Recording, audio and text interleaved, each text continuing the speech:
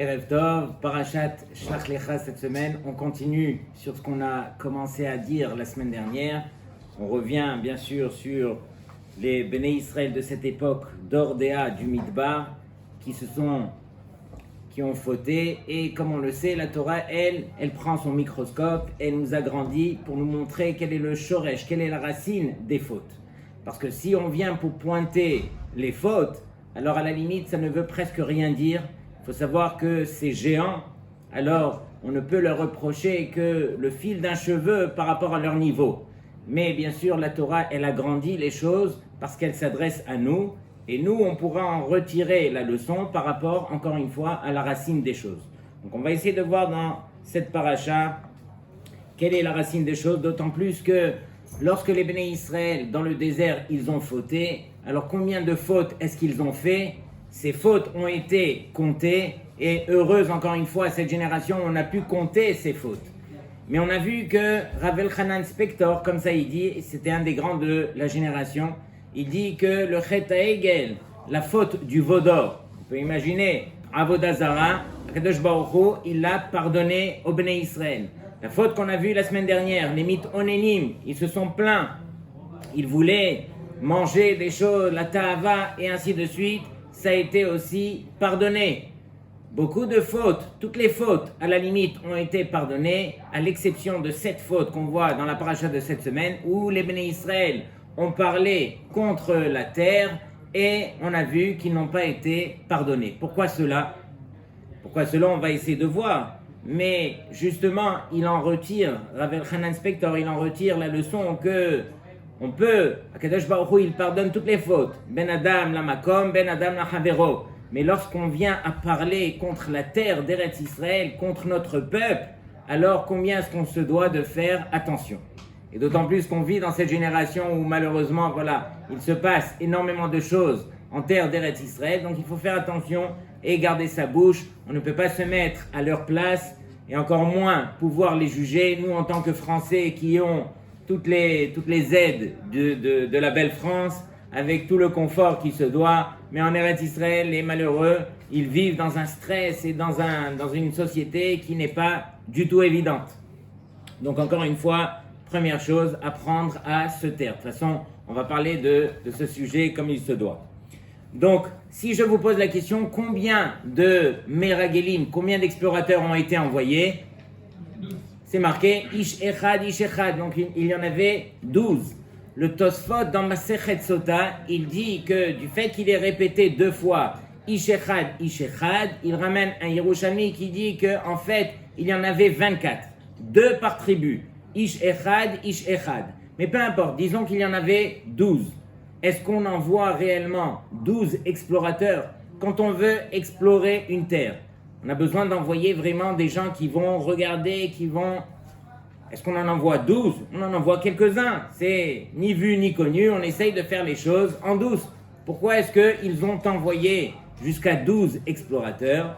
Le Ramban nous dit un Chidush Nifla. Il dit que ici, Akadosh Baruch Hu, justement, il a été Merachem sur les Béné Israël.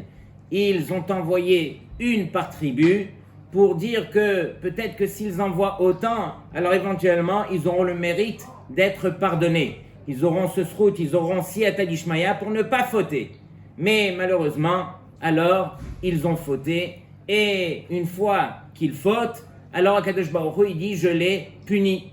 Mais je les punis tous ensemble. Et sur cela, le Rosh Yeshiva de Slabodka, Rav, comment il s'appelle? Rav Dovlando. Le Rav Dovlando, il rajoute, il dit, mais qu'est-ce qu'il y a de bien que s'ils fautent tous, alors Akadosh Baruch Hu, il va tous les punir? Parce qu'on sait que Akadosh Baruch Hu ne pourra pas détruire tout le clan d'Israël. Donc c'est la raison pour laquelle, quelque part, on se console, à savoir que s'ils fautent tous et que Hachem devra les punir, il ne va pas les anéantir. S'il s'agissait de 1 ou 2 tribus, alors Hachem peut-être qu'il aurait envoyé une punition plus grave.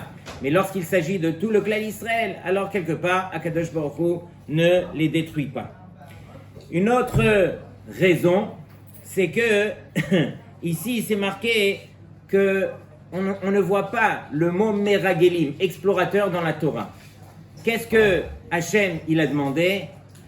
ça veut dire que Moshe s'est adressé à Hachem pour envoyer des hommes, Veyatouru. Veyatouru, ce sont des tayarim. Tayarim, ce sont des gens qui vont, comment on traduit un taillard?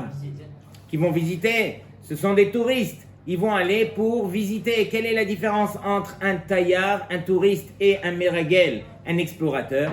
C'est que justement le meragel, lui, il va aller explorer les défauts. Il va voir les problèmes. Il va venir critiquer à la limite. Pendant qu'un taillard, lui, qu'est-ce qu'il fait, un touriste? Il va dans le pays, il ne voit que les choses d'un bon œil. Il est heureux de se promener en Israël. D'ailleurs, tout le monde qui revient d'Eretz Israël n'ont que des choses positives à dire. Mais celui qui habite en Eretz Israël, alors là, doucement, voilà. Mais tout ça pour dire qu'on a envoyé des tayarim, des touristes, qui sont devenus malheureusement des explorateurs, qui sont partis chercher les choses et qui ont fini par critiquer. Et quelque part, c'était ça la faute. On vous a confié une mission. Pourquoi avez-vous changé votre rôle en plein milieu? Et donc, c'est exactement ce qui s'est passé ici. Et donc, ils ont transformé leur mission et ils sont partis chercher donc les problèmes. Rashi nous dit au début de la paracha, donc on voit que Rashi pose la question, il dit, mais pourquoi l'amanismecha? Pourquoi est-ce qu'on a juxtaposé justement la paracha des Meragelim à la paracha de Myriam qu'on a vu dans la fin de la paracha de Be'alotecha?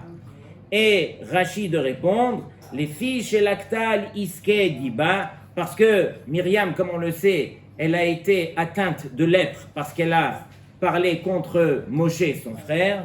Et voici que Ureshaim alalu raou velo lakrumusa. Et regardez comment le Midrash Tanchuma les appelle. Rashi ramène le Midrash. Et Ureshaim halalu raou velo lakrumusa. Déjà on les appelle des Reshaim. Ils ont vu et n'ont pas pris la leçon. Donc regardez la responsabilité de celui qui peut apprendre quelque chose et qui ne le fait pas. On va revenir dessus justement pour voir un petit peu quelle était la faute.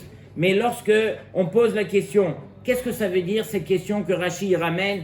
Pourquoi est-ce qu'on a juxtaposé la paracha des Meragelim à la paracha de Myriam? À la limite, ça ne veut presque rien dire. Et pourquoi ça ne veut presque rien dire? Parce que si j'ouvre la fin de la paracha de Be'alotecha, il est marqué là-bas, Lo nasa ad he'asef Myriam, ve'ha'am lo nasa. Et voici que le peuple n'a pas voulu voyager, n'a pas voyagé jusqu'à ce qu'on a pu récupérer Myriam. Lorsque Myriam a été atteinte de lèpre, donc elle a été se purifier. Une fois qu'elle a fini sa purification, qu'elle est revenue, c'est là que le peuple a continué sa route, pour le kavod de Myriam justement.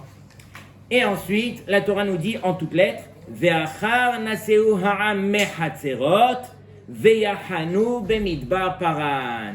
Et voici que après ils ont voyagé Mehatzerot depuis Hatzerot et ils sont partis au Midbar de Paran. Et tout de suite ici, on voit que les Béné Israël, Vaishlach otam Moshe mi Midbar Paran al pi Hashem.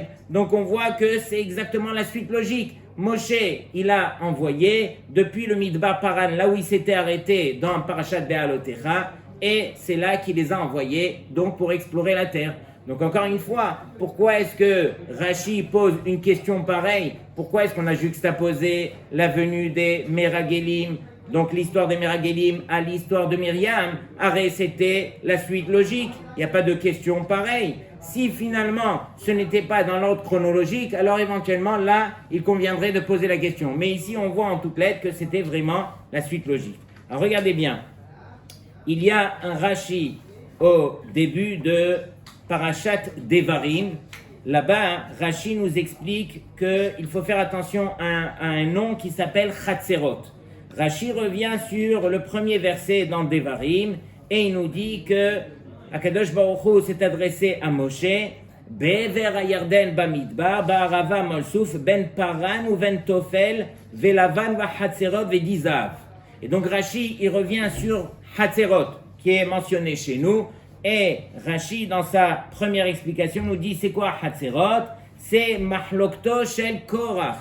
Donc on voit ici que dans l'ordre chronologique des choses, Rashi nous l'a dit dans Devarim, que réellement, avant même l'épisode des Meragelim, il y avait la Mahloket de Korach qu'on verra la semaine prochaine.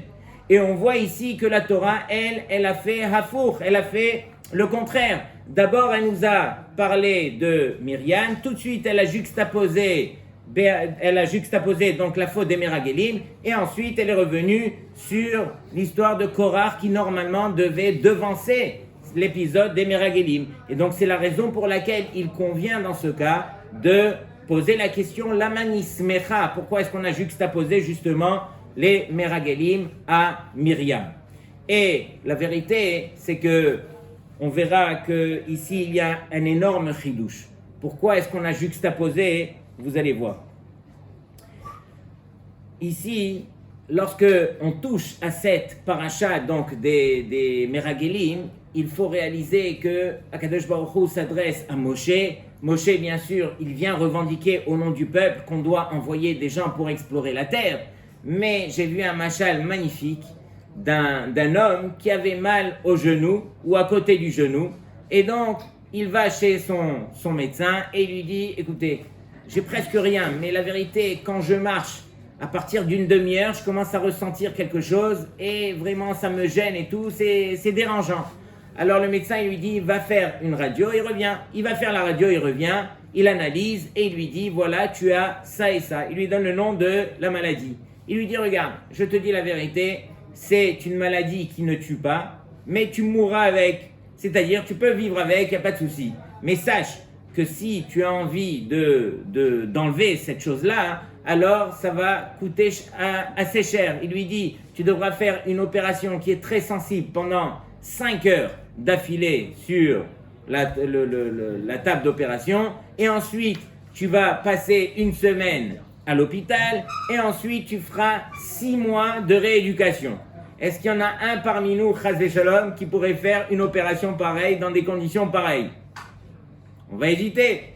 Voici que lui ne s'arrête pas là, il va chez son Rav. Il a l'habitude de poser la question au Rabbanim, il va chez son Rav. Vodara, voici ce que le médecin m'a dit, qu'est-ce qu'on fait? Le Rav, il réfléchit, il lui dit, regarde, moi, à ta place, je ne l'aurais pas fait. Et la vérité, je ne te conseille pas de le faire. Mais si tu veux, tu peux le faire. Est-ce que dans un cas pareil, on l'aurait fait, Léo? Peut-être que non.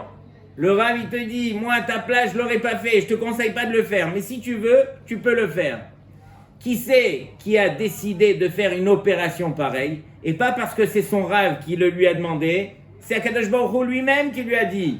Akadosh Baruch Hu, il dit à Moshe, écoute, moi, à ta place, je n'aurais pas envoyé les explorateurs. Et la vérité, je ne te conseille pas. Mais les Da'atra, pour toi, si tu veux, fais-le. Et voici que Moshe Rabbeinu, il a été et il a fait une telle chose. Comment est-ce que Moshe Rabbeinu a pu prendre la responsabilité d'envoyer donc ces explorateurs qui ont fini par fauter, et une faute des plus terribles, puisque on voit directement qu'ils ont été tués par une épidémie, mais une épidémie des plus terribles, où on voit que leur langue elle est descendue jusqu'à leur nombril, et qu'il y a des vers qui sont venus les manger, et toute la génération donc qui était dans ce désert, donc à cause de cette faute, ils sont restés 40 ans dans le désert, et toute cette génération va mourir dans le désert, et c'est uniquement les enfants qui rentreront en Eretz Israël. Donc regardez la gravité de ce qui s'est passé donc avec toute cette génération.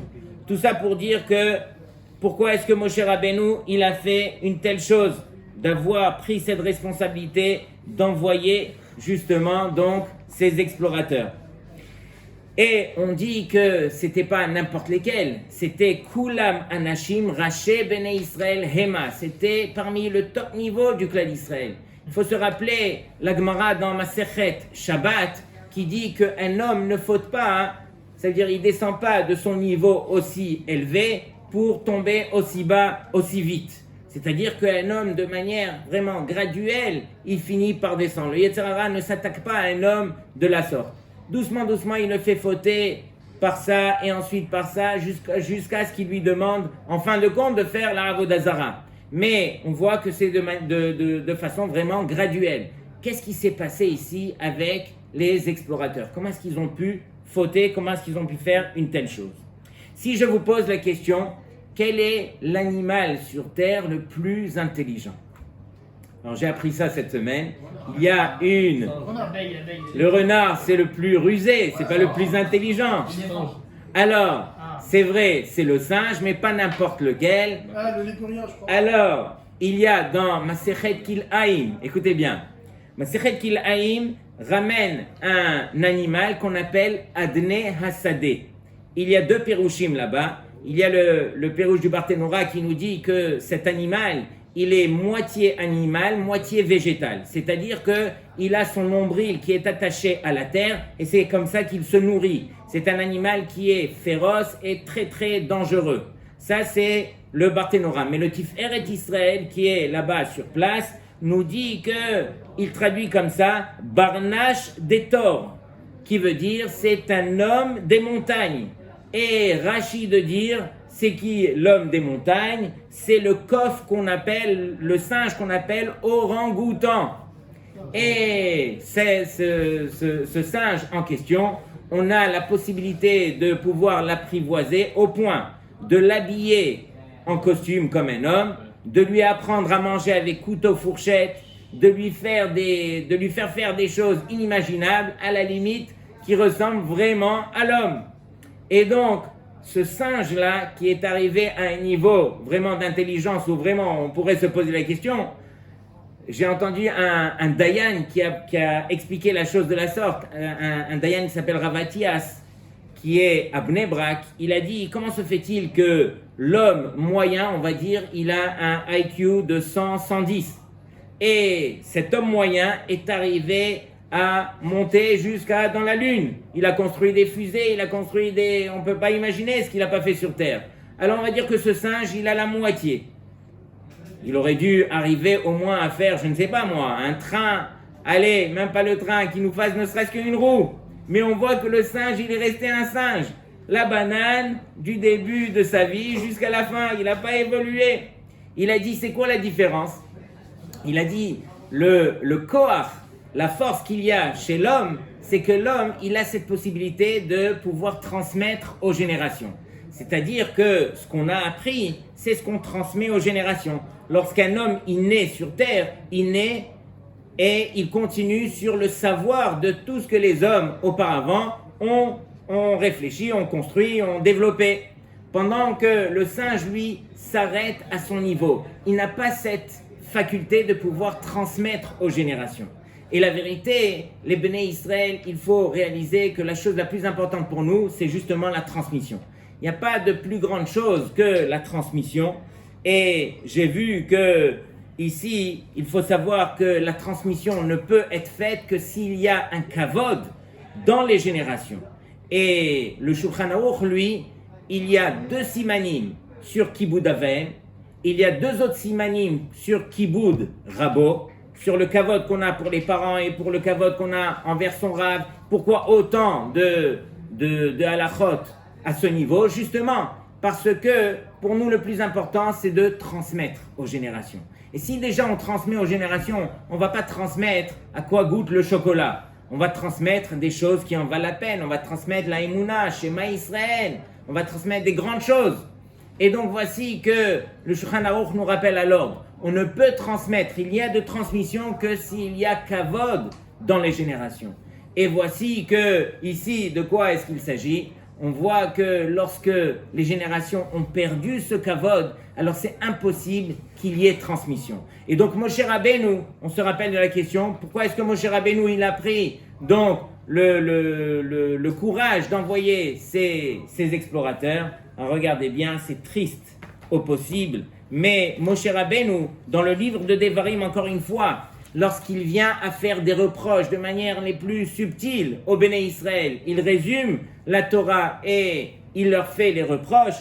Quand il arrive à la faute justement des explorateurs, alors Moshe Rabbeinu, il dit au Béné Israël, Vatikrevun elai kulechem, vous vous êtes rapprochés de moi tous ensemble.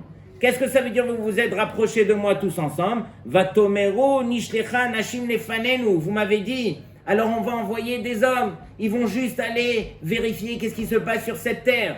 Et Moshe Rabbeinu, pourquoi est-ce qu'il les a envoyés? Regardez Rashi, que veut dire Vatikrevun elai kulechem, vous vous êtes rapprochés de moi? Beir Bouvia, vous êtes venus en mélange. Qu'est-ce que ça veut dire en mélange?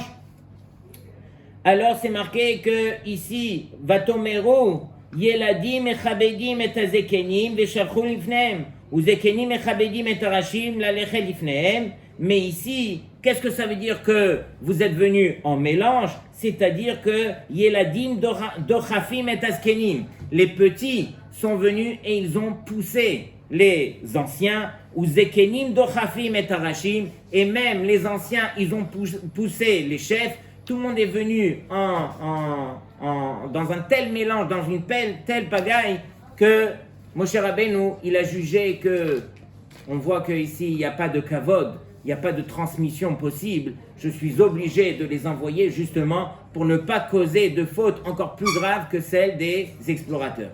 Ils sont venus de manière tellement mélangée, tellement de la sorte que Moshe Rabbeinu, il a dit, ça y est, au moins que eux ils aillent, mais qu'on ne fasse pas fauter tout le clan d'Israël. Donc quelque part, voilà, c'est ce qu'on reproche un petit peu. J'ai vu le Midrash dans Yalkut Shimoni au début de la paracha de Shlach Lecha. Alors lui le dit en toutes lettres. Très difficile pour nous de pointer du doigt quelle était réellement la faute qu'on reproche aux explorateurs, aux Meragelim.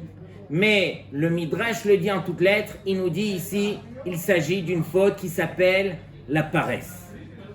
Et la vérité, il y a tellement de choses qu'on pourrait pointer du doigt, mais la paresse, ça demande réflexion. De quelle paresse est-ce qu'il s'agit ici? Alors écoutez bien, parce que ça nous touche réellement. Bien sûr que la Torah s'adresse à nous et elle nous parle à nous avant tout. Elle ne vient pas relater des faits qui se sont passés à cette époque-là uniquement. Elle vient s'adresser à nous par rapport à la faute pour que nous, on en prenne la leçon. Alors regardez bien. Ici, on se rappelle que Myriam est arrivée et lorsque les Zekenim, les 70 Zekenim, ils ont été choisis, alors voici que Myriam, elle a une discussion avec Tzipora, qui est la femme de Moshe Rabbeinu. Et Myriam de dire que voici qu'ils ont un mérite incroyable, ces 70 Zekenim. Pourquoi? Parce que justement, ils vont être choisis et ils seront à un niveau inimaginable, proche de Moshe Rabbeinu, qui lui est proche de Hachem. Et donc c'est un énorme mérite. Mais voici que Tzipora, elle dit, aïe, malheureusement, ils vont finir par se séparer de leur femme, comme Moshe s'est séparé de moi. Et Myriam de dire, mais quoi? Moshe s'est séparé de toi, et pourquoi il s'est séparé de toi? Alors Tzipora de lui répondre que du fait que Moshe devait être en contact directement toujours avec Hachem, donc il devait se séparer justement de sa femme pour rester dans un niveau de Kedusha spécial, et c'est la raison pour laquelle donc il s'est séparé. Mais voici que Myriam, elle est partie directement parler à Aaron, son frère, et elle lui a dit, voici que Akadosh Baruch Hu s'adresse à nous aussi, comme il le fait avec Moshe. Mais nous, on ne s'est pas séparé de notre conjoint, comme l'a fait Moshe. Et c'est sur cela que Akadosh Baruch Hu a attrapé Myriam et Aaron, et ils ont été punis pour le Lashon Hara qu'ils ont fait. De quoi est-ce qu'il s'agit ici? On parle de Myriam, la grande sœur de Moshe, qui elle-même a sauvé Moshe, on se rappelle, lorsqu'il est né dans le berceau, et qui a suivi Moshe toute sa vie. Myriam qui, encore une fois, a fait du Lashon Hara à son niveau, les Shem Shamaim sur son frère qu'elle adorait, et elle ne l'a fait uniquement, vraiment, par pur les Shem Shamaim, pour comprendre qu'est-ce qui se passe ici, et voici qu'elle a été punie. Sur cela, alors, les Meragelim ont dit qu'ils ont été punis par la paresse qui était apparente ici. Pourquoi la paresse? Parce que justement, ce qui se passe sur terre, et c'est ça ce qu'on doit apprendre, lorsque se passe une épreuve sur terre, lorsqu'il y a un signe qu'Akadosh Baruch Hu s'adresse à nous, lorsqu'il y a un prochain qui est en train de souffrir, alors on se doit de prendre la leçon et de ne pas attendre Chas v'Shalom que ça arrive sur nous, mais qu'on en tire la leçon et qu'on ne soit pas paresseux à ce niveau. Combien de fois ça nous arrive d'étudier une halakha et de se dire bon, je la ferai la prochaine fois, ou une autre fois, ou quand j'aurai la force. Ou bien on étudie du moussar, ça c'est le top, et on kiffe le moussar qu'on est en train d'étudier. Mais Quand est-ce qu'on va se dire, ok, j'arrête, j'ai lu, j'ai compris la vérité, j'arrête, je me prends en main, je change. Quelque part, on est pris par la paresse qui est à l'intérieur de nous et c'est difficile pour nous de changer. Ici, on les appelle Rechaim, ces Meragelim, justement parce qu'ils n'ont pas pris le temps de réfléchir.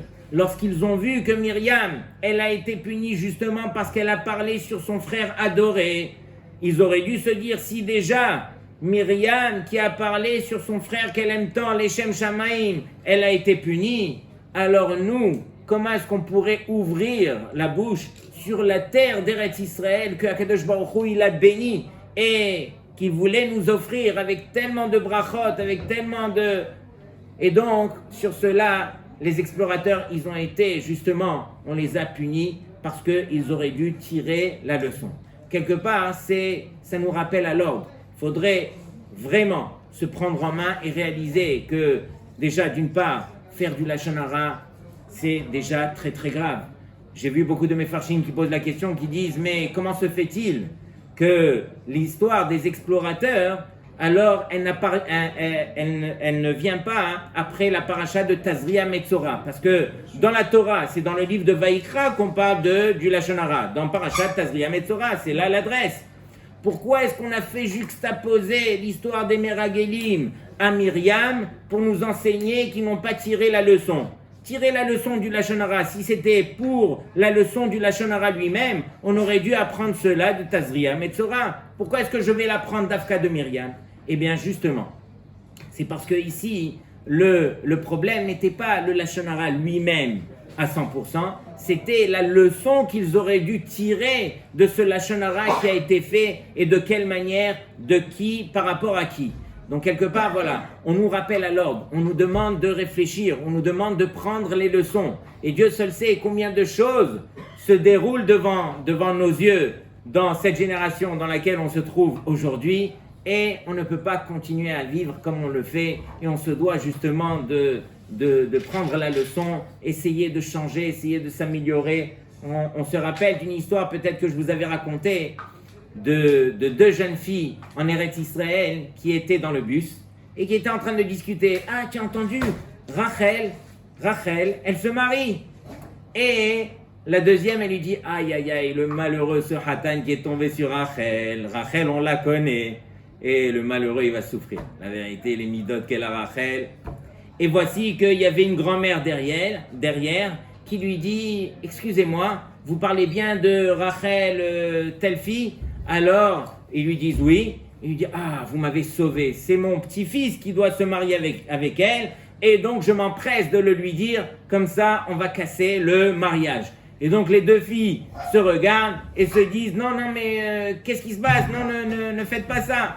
Et voici que la grand-mère de leur dire, ne vous en faites pas. Ce n'est pas mon petit-fils. Je voulais juste vous montrer combien ça aurait pu être grave de se permettre de parler, de tirer des conclusions, de faire des choses qui sont à la limite gratuites, pendant qu'un Ben Israël, c'est celui qui apprend à réfléchir, apprend à se poser, apprend à comprendre un petit peu le monde. Donc voici un beau message sur cette paracha pour nous permettre encore une fois de grandir. Et donc toutes ces belles parachiotes, on se doit vraiment de réfléchir pour se transformer, pour devenir d'autres. Shabbat Shalom Evrach.